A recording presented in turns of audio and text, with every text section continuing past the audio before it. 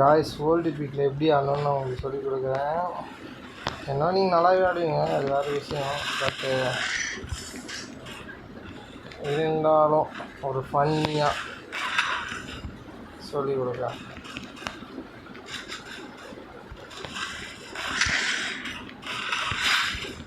ஒரு விக்கெட்டு காடி காய்ஸ், அடுத்த விக்கெட்டு நம்ம பரியாடு காடி. அடுத்து இந்த சைடியை வச்சு நிற்பார்கள். இங்கே எவனும் இல்லை காய்ஸ்.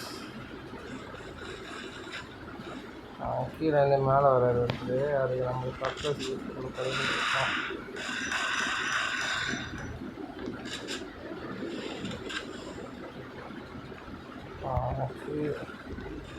கீழே மெடிக்கிட்டு சுற்றலாம் காய்ஸ்.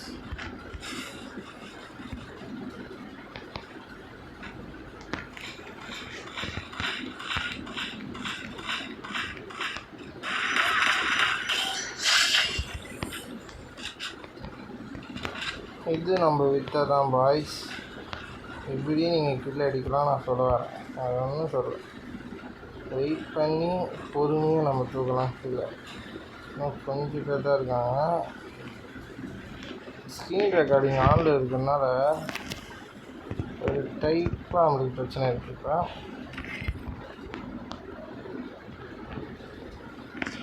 ரெக்கார்டிங் ப்ராப்ளம் தான் ப்ரோ, பட் நம்ம ட்ரை பண்ணி இந்த மேட்ச்சு போய் அடிக்கிறோம். ஆனால் யாருக்காக? உங்களுக்காக தான். நம்ம சப்ஸ்கிரைபு ஏற்றணும். கொஞ்சம் அந்த சப்ஸ்கிரைப் இது பண்ணிவிட்டிங்கன்னா போதும். சப்ஸ்கிரைப் பண்ணி மட்டும் விடுங்க. நம்ம கொஞ்சம் லைவ் மட்டும் போயிட்டோன்னா போதும். நம்ம டெய்லி ரூம் ஆச்சு கார்டு கிரியேட் பண்ணிட்டு ஆடலாம் ஜாலியாக. உங்கள் பர்மிஷன் அது கொஞ்சம் தேவை. நீங்கள் கொஞ்சம் கோஆப்ரேட் பண்ணிங்கன்னா போதும். காய்ஸ், கிராஸ் ஃபைட் நடக்குது. இன்னொருத்தனா இருக்கான், போய் அடிப்போம். போய் அடிக்கிறதுலேருந்து ஃபஸ்ட்டு கீழே போய்ப்போம். எனக்கு தெரிஞ்சு அந்த பலியாடு அங்கே தான் இருக்கு, நம்ம மாற்றக்கூடாது. ஷார்ட் ரேஞ்ச் மட்டும் வந்துட்டோன்னா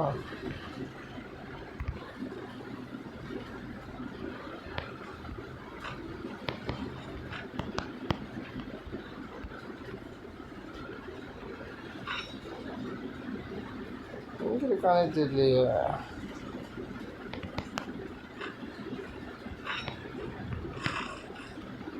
பத்தாச்சு பாய்ஸ், பத்தாச்சு.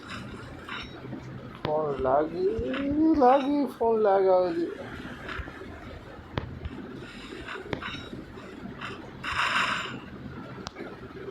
நம்ம போயாவெல்லாம் விட்டு கொடுக்குறாரு யாருக்கும்.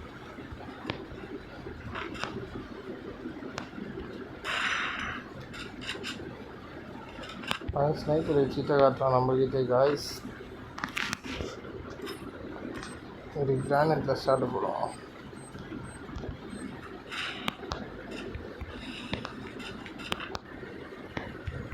ரொம்ப நேரம் ஓடும்.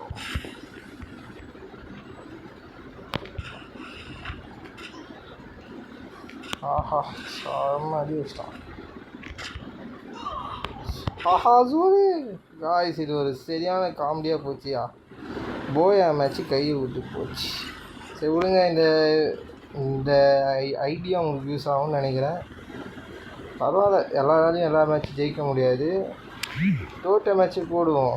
எப்படின்னாலும் ஜெயிக்கவும் வாய்ப்பு இருக்குது, தோற்கவும் வாய்ப்பு இருக்கிற மாதிரி தான்.